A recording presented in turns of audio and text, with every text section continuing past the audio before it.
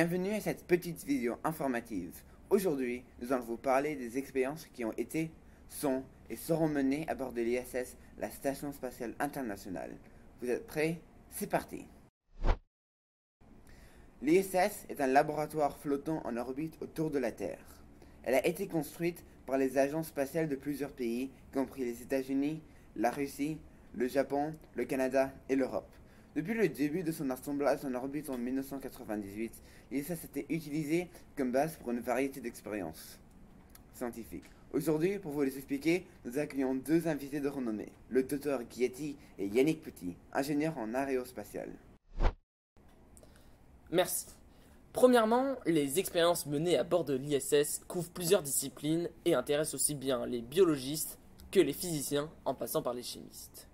Par exemple, des chercheurs étudient comment le manque de pesanteur va affecter la croissance des plantes et des bactéries, ainsi que d'autres analysent la façon dont les protéines s'assemblent et les matériaux se forment.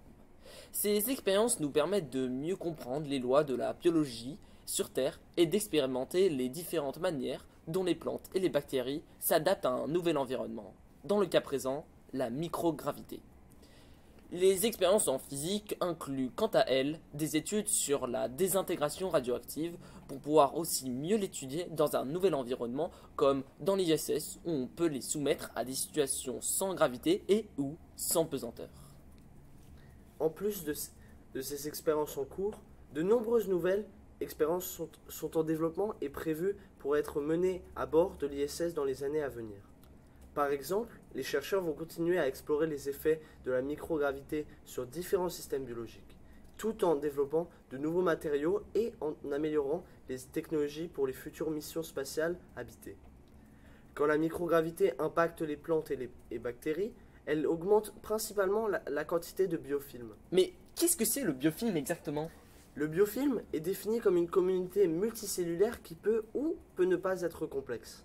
Tout cela est important pour mieux comprendre comment ces systèmes-là interagissent entre eux et avec différents organismes, systèmes pour en avoir une meilleure compréhension.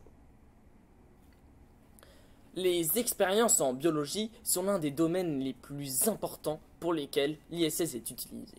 Comme je l'ai dit, des chercheurs ont étudié comment les plantes poussent en microgravité, c'est-à-dire presque sans gravité, ce qui peut nous aider à développer des méthodes pour cultiver des plantes sur d'autres planètes. Ils ont également étudié les effets de la microgravité sur les bactéries, ce qui peut nous aider à comprendre comment les infections se développent dans l'espace. D'autres nouvelles expériences qui vont bientôt avoir lieu au sein de l'ISS concernent les nouvelles façons de cultiver des aliments dans l'espace, ce qui peut être important pour les futurs vols habités vers Mars et d'autres planètes. Ils vont également développer de nouveaux matériaux qui peuvent être utilisés pour les vaisseaux spatiaux et les combinaisons des astronautes. Pour conclure, les expériences menées à bord de l'ISS ont été, sont et seront cruciales pour comprendre comment la vie, la matière et l'univers fonctionnent. Cette station spatiale offre une plateforme unique qui permet aux scientifiques d'étudier les effets de la microgravité sur différents systèmes, ce qui est impossible à faire sur Terre, sauf pour une période de 20 secondes.